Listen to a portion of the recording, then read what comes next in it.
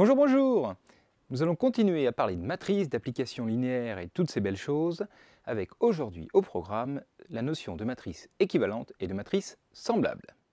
Commençons par des petits rappels.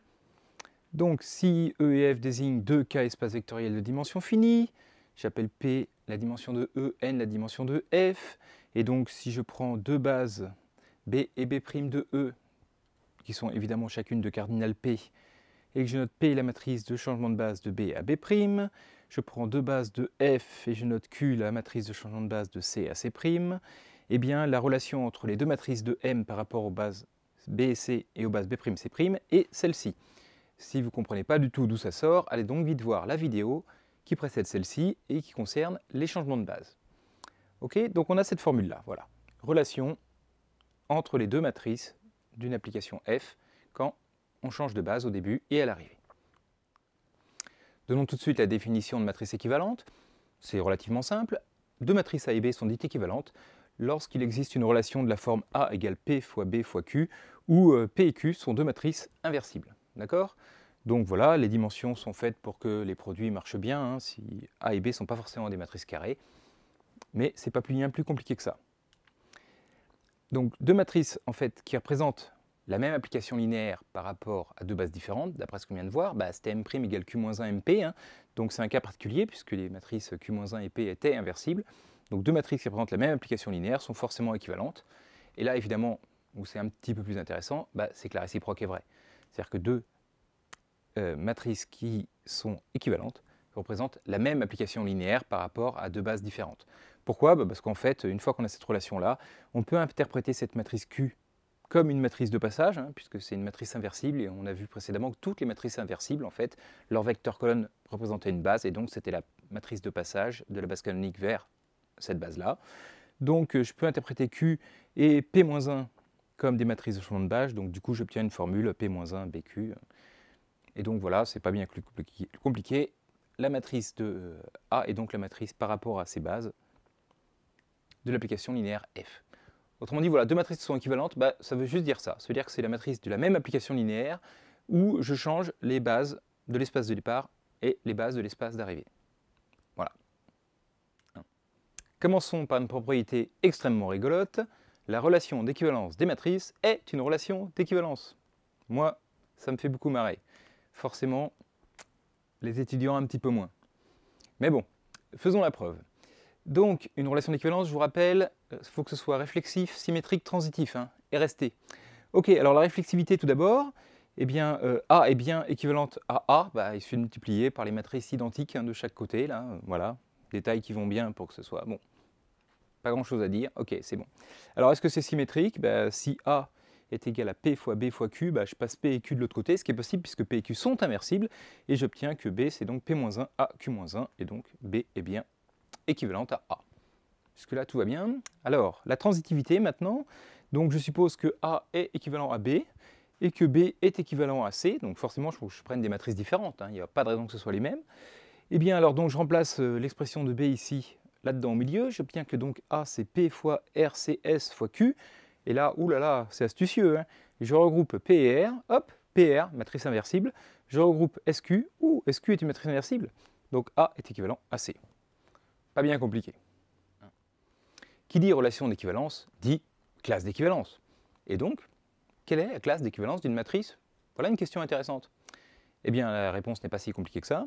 Donc, une matrice quelconque, de taille NP, est forcément équivalente à une matrice de cette forme-là.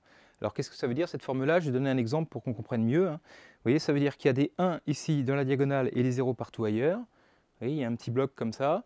En dessous, il n'y a que des 0, à côté, il n'y a que des 0, et partout ailleurs, en fait, il n'y a que des 0. Hein. Donc des 0 partout, sauf ici une matrice avec des 1 sur la diagonale. Ok? Donc forcément, voilà, le nombre de 1, qui est R, ici est 4, hein, est forcément plus petit que le nombre de lignes et le nombre de colonnes. Sinon ça ne marcherait pas. Voilà, donc n'importe quelle matrice est équivalente à une matrice comme ça. Alors comment on démontre ça? En fait, on l'a essentiellement déjà vu. Rappelez-vous, donc, pour n'importe quelle matrice, il existe une application F, qui va donc de Rp dans Rn, pour une matrice de taille Np, qui est une application linéaire qui correspond à cette matrice par rapport aux bases canoniques des espaces de départ et de l'espace d'arrivée. Okay, Donc ça existe tout le temps. Bon. Alors maintenant, comment je peux changer de base, puisque je vous rappelle que deux matrices équivalentes, ça correspond en fait à une application linéaire, à la même application linéaire en changement de base. Donc je vais choisir des bases de RP et de Rn pour que la matrice de F soit comme ça. Alors pourquoi je peux toujours faire ça? On l'a déjà vu dans la même vidéo sur les noyaux, les images des applications linéaires. Ok, eh bien je commence par choisir une base de l'espace de départ formée par des vecteurs du noyau et des vecteurs d'un supplémentaire du noyau. En dimension finie, il y a toujours des supplémentaires, tout ça, donc on commence par prendre le noyau et on prend E1, E2, ER, des vecteurs qui permettent de compléter la base de l'espace de départ. Et donc forcément, si on réfléchit un peu, ben voilà, là, les images de tous les vecteurs du noyau, par f, c'est 0. Donc dans n'importe quelle base, ils s'écriront 0, 0, 0, 0, 0. Okay, donc là, par contre, il n'y a pas de raison que ça s'écrive comme ça encore. Hein.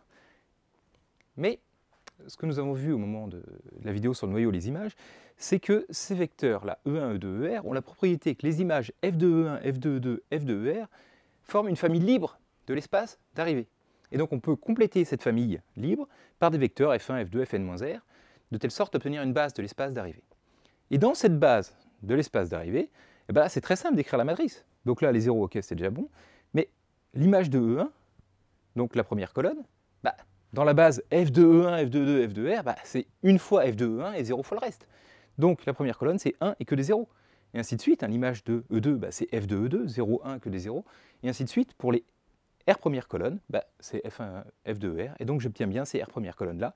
Comme pour les autres, j'obtenais que 0, bah, j'obtiens cette matrice. Et voilà. Donc toute matrice, finalement, est équivalente à une matrice très simple. Un cas particulier qu'il faut bien comprendre, c'est si je prends deux matrices inversibles, donc forcément des matrices carrées, d'accord, et qui sont, voilà, qu'on peut inverser, eh ben, elles sont toujours équivalentes. Donc c'est pour ça que je dis qu'il n'y a pas beaucoup de classes d'équivalence finalement. Alors comment on prouve ça? C'est très simple, regardez. A, c'est égal à A fois B moins 1. A est inversible, B moins 1 est inversible, donc j'ai bien une relation comme ça, la forme A égale P, B, Q. Donc A et B sont équivalentes. Donc pour le coup, on se rend compte qu'en fait la notion d'équivalence, elle n'est pas si utile que ça et on ne va pas tellement l'utiliser. Je ne vous cache pas qu'en fait c'est pas très utile en pratique parce que deux applications linéaires inversibles sont tout le temps, vous voyez. Deux isomorphismes sont équivalents, autrement dit une symétrie, une rotation vont être équivalents. Donc c'est pas très satisfaisant parce qu'on a l'impression que c'est quand même pas pareil une symétrie de rotation, vous voyez. Plein d'applications linéaires finalement, toutes celles qui sont des isomorphismes, en fait, si on y réfléchit, elles sont isomorphes à l'identité. Donc dans la classe d'équivalence de l'identité, il y a tous les isomorphismes. Ah, c'est un peu trop général, vous voyez, ça permet pas de... On aime bien regrouper en classe, dire tiens, voilà des objets qui se ressemblent d'un certain point de vue. Mais dire toutes les matrices équivalentes d'un seul coup, en fait, il n'y a plus grand-chose, quoi. Les paquets sont trop gros. Mais bon, c'est quand même une notion sympathique, donc je vous la donne, mais c'est pas vraiment celle-là qu'on utilise en pratique. Une relation un petit peu plus subtile entre deux matrices est la notion de matrice semblable. Alors, c'est pas très différent de ce qu'on vient de voir. Deux matrices sont semblables lorsqu'il y a une formule comme ça. Alors attention, la seule différence, vous voyez, c'est que c'est la même matrice P, ici et ici. Du coup, en pratique, vu que la taille de P-1 et la taille de P, c'est la même, ça s'adresse forcément aux matrices carrées. Donc là, j'appelle N la taille de P, voilà, c'est deux matrices A et B qui sont carrées. Et je dirais qu'elles sont semblables lorsqu'on a une formule comme ça. Ça ressemble beaucoup à ce qu'on vient de voir. Bonne question, est-ce que deux matrices sont semblables, sont équivalentes? Oui, en fait, puisque c'est juste, c'était équivalente, ça veut dire que Q-1 BP, mais Q a le droit d'être égal à P. Donc, c'est pas la même chose? Non, c'est pas la même chose. Ça n'a pas grand-chose à voir même. C'est vraiment beaucoup plus restrictif. Déjà, ça s'adresse qu'aux matrices carrées, et en plus, deux matrices équivalentes, il n'y a pas de raison, si Q-1 BP est égal à A, il n'y a pas de raison qu'on puisse choisir le même. D'accord? C'est plus compliqué, ça. Donc, les classes d'équivalence sont plus petites. Et ça permet de mieux distinguer les applications linéaires, parce qu'on aime bien en maths regroupées, mais enfin quand même, pas trop. Ok, donc vous avez deviné, la relation de similitude, c'est une relation d'équivalence. Bon, allez, faisons la preuve, c'est la même que tout à l'heure. Donc c'est réflexif, pourquoi? Parce que, comme tout à l'heure, là je peux prendre la même, ici, ici, ok.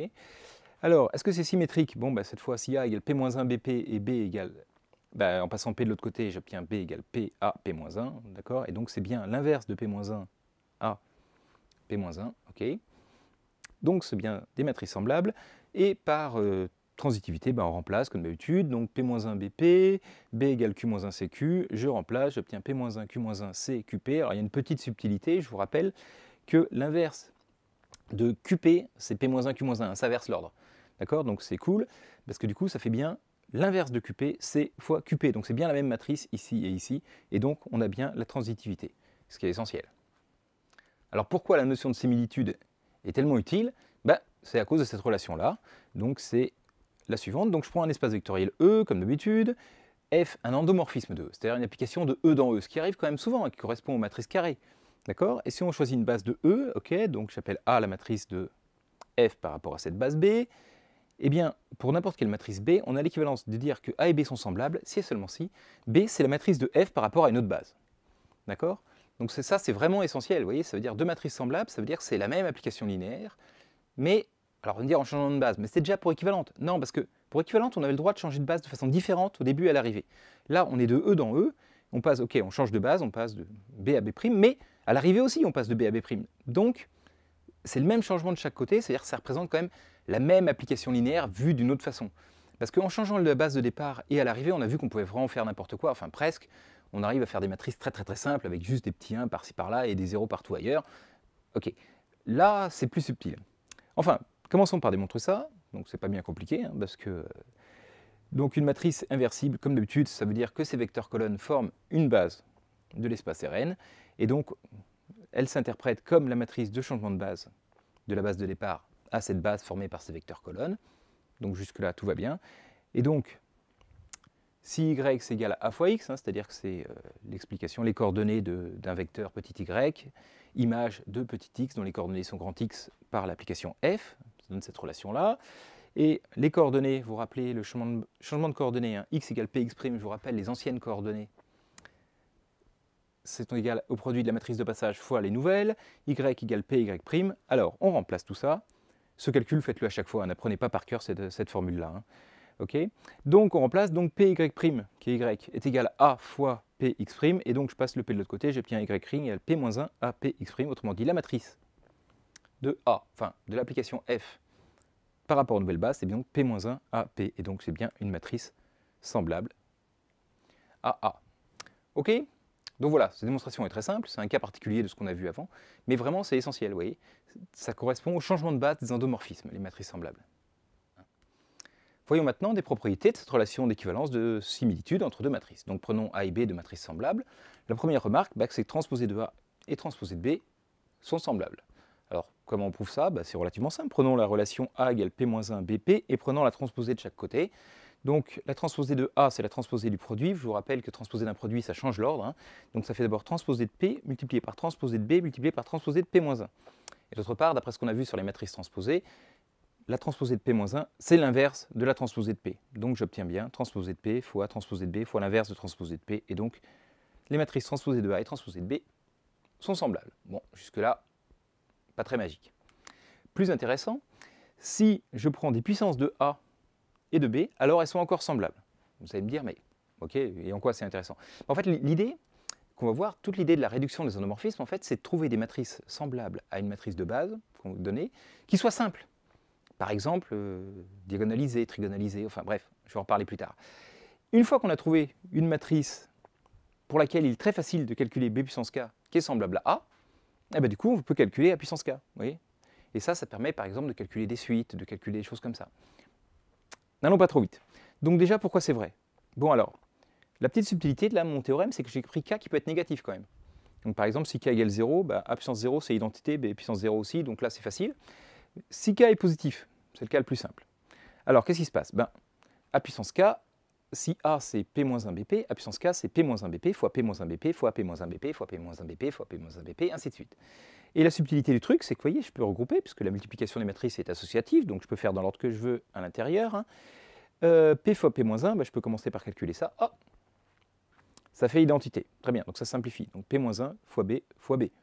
Fois P fois P-1, fois B, et ainsi de suite. Et en fait, à la fin, ça fait le P-1 qui est ici, B fois B fois B fois B fois B fois B fois B fois B K fois, et le P qui est ici. Okay, et donc, oui, A puissance K est bien semblable à B puissance K. Ok, donc K égale 0, c'est bon. Si K égale moins 1 maintenant, eh bien, donc je prends toujours ma formule, A égale P moins 1 BP. A moins 1, donc l'inverse d'un produit, je vous rappelle, ça change l'ordre aussi. Hein, ça fait d'abord l'inverse de P, P moins 1, l'inverse de B, B moins 1, et l'inverse de P moins 1, P. Et donc, A moins 1 est bien semblable à B moins 1. Jusque-là, tout va bien. Et qu'est-ce qu'il nous reste? Il nous reste le cas où K est négatif. Mais en fait, on l'a déjà fait avec ces deux-là. Pourquoi? Parce que si K est négatif, en fait, A puissance K, eh bien, c'est l'inverse de A puissance moins K. D'accord? C'est par définition, hein, parce que les puissances négatives, c'est ça. Hein. Et donc, vu que A puissance moins K, cette fois moins K est positif, si K est négatif, moins K est positif, donc A puissance moins K, il est bien semblable à B puissance moins K, et l'inverse est semblable, donc finalement, A puissance K est semblable à B puissance K, et voilà. On a démontré ça dans le cas général. Parlons maintenant un peu des classes d'équivalence de cette relation de similitude. Je vous ai dit que c'était un peu plus intéressant que les classes d'équivalence de la relation de matrice équivalente, mais regardons donc. Premier exemple, si je prends une matrice qui est un nombre fois la matrice identique, d'accord? La matrice identique ou 3 fois celle-ci, ça ne gêne pas en fait le alpha, c'est donc une matrice d'homothétie quelconque. Bon, mais quelles sont les matrices qui sont semblables à celle-ci? Alors, si B est semblable à A, ça veut dire qu'il existe une matrice inversible, telle que B soit égal à P-1 à P. Mais du coup, je remplace A par alpha fois l'application identique, voilà, la matrice identique fois P-1, ça fait P-1, donc j'obtiens alpha fois P-1 fois P, mais P-1 fois P, ça fait la matrice identique, hein, puisque c'est l'inverse l'un de l'autre. Et donc finalement, j'obtiens que c'est égal à A. Vous voyez, pour le coup, alors là, la classe d'équivalence de la matrice identique, qui était pour les relations de la matrice équivalente, c'était toutes les matrices inversibles, donc c'était vraiment très très gros. Là, c'est bien tout petit, il n'y a que L. Hein, la seule matrice semblable à la matrice identique, c'est la matrice identique. Vous voyez? Donc ça, c'est quand même plus appréciable. Enfin, alors on espère que l'inverse n'est pas vrai, c'est-à-dire que du coup, pour n'importe quelle application linéaire, il n'y a plus qu'une seule matrice qui corresponde. Non, ce n'est pas le cas. On va le voir, rassurez-vous. Pour plein d'applications linéaires, il y a plein de matrices différentes. Mais en fait, quand on y réfléchit, oui, pour l'application identique, si on ne change pas la base au début et à la fin, comme on a vu pour les matrices de changement de base, hein, si on garde la même base au début et à l'arrivée, quelle que soit la base, l'image de E1, c'est E1. Donc 1, 0, 0, 0. L'image de E2, c'est E2. Vous voyez. Et donc, voilà, il y a déjà toute une catégorie, là, les matrices comme ça, où leur classe d'équivalence est réduite à elle-même. Parce qu'elles sont assez particulières, quoi. Et donc, voilà. On regroupe, mais avec des paquets quand même nettement moins gros, quoi. Maintenant, une définition un petit peu intéressante, voire fondamentale. En fait, on dit que M est diagonalisable, c'est une définition, hein, quand elle est semblable à une matrice diagonale. C'est-à-dire une matrice, vous voyez, où il y a éventuellement des choses non nulles sur la diagonale principale, mais partout ailleurs des zéros. D'accord? Alors, pourquoi c'est utile? Pour plein de choses. Parce que les matrices diagonales, par exemple, calculer leur puissance, c'est très simple. Il suffit de mettre les exposants, les éléments de la diagonale à la puissance qu'on veut. Okay? Donc voilà, il y a plein de raisons qu'on verra plus tard pour calculer les suites, pour plein de choses. Enfin bref, on essaye de diagonaliser des matrices, c'est prévu un jour, hein, vous aurez des vidéos là-dessus. Et donc, ça veut juste dire ça, vous voyez, dans sa classe d'équivalence, il y a une matrice qui est diagonale. Ça n'arrive pas tout le temps. Donc il faudra essayer de voir quand est-ce que ça arrive, quand est-ce que ça n'arrive pas. Mais quand ça arrive, du coup, on peut faire des calculs de façon beaucoup plus facile sur la matrice M, en fait, en changeant de base. OK? Alors, comment faire? Maintenant, si je donne deux matrices carrées, pour savoir, tiens, est-ce qu'elles sont semblables ou pas? Autrement dit, est-ce qu'elles correspondent à la même application linéaire, mais vue dans deux bases différentes, vous voyez, la même endomorphisme de E, c'est important, vue dans deux bases différentes. Alors, ça, c'est un peu compliqué. Pourquoi? Parce que, voilà, je me dis, tiens, est-ce que B est égal à P-1 à P? Alors, l'inconnu, c'est P, hein, d'accord? A et B, je les ai. Bon, alors, P-1, c'est compliqué, je passe de l'autre côté, ça fait P fois B égale A fois P. Donc, mes inconnus sont les coefficients de P, donc il y en a n au carré, vous voyez, et ça, ces relations, j'ai une équation par coefficient des matrices produits, là, donc j'ai n carré équation, n carré inconnu. Donc dès que n, vous voyez, ça devient 4, 5, du coup ça fait des systèmes 25, 25 à résoudre. C'est juste du délire, quoi. Et souvent les étudiants se disent, mais il n'y a pas plus simple. Eh bien en fait, si, mais quand même, c'est pas simple. D'accord? Voir si deux matrices sont dans la même classe d'équivalence, en général, c'est pas très simple. Alors quand elles ne le sont pas, en fait, si. On va voir des astuces, des invariants de similitude, des propriétés des matrices en fait, qui ne changent pas, qui sont les mêmes pour deux matrices semblables. Le déterminant, la trace, le polynôme caractéristique, le polynôme minimal, enfin, nous allons voir plus tard des invariants de similitude, des choses, vous voyez, qui sont donc intéressantes, qui représentent l'endomorphisme et pas seulement la matrice, vous voyez, ça ne dépend pas de la base. Et donc, si jamais ces choses-là ne sont pas les mêmes, alors effectivement on pourra dire, les matrices ne sont pas semblables. Mais quand elles le sont, c'est-à-dire que quand tous les invariants de similitude qu'on sait calculer facilement sont les mêmes, et il faut encore mettre les mains dans le cambouis pour essayer de voir si vraiment elles sont semblables ou pas. Donc c'est une question compliquée, mais que nous allons voir dans les vidéos suivantes. Voilà, je vous remercie d'avoir suivi cette vidéo, j'espère qu'elle vous a plu, et je vous dis à bientôt.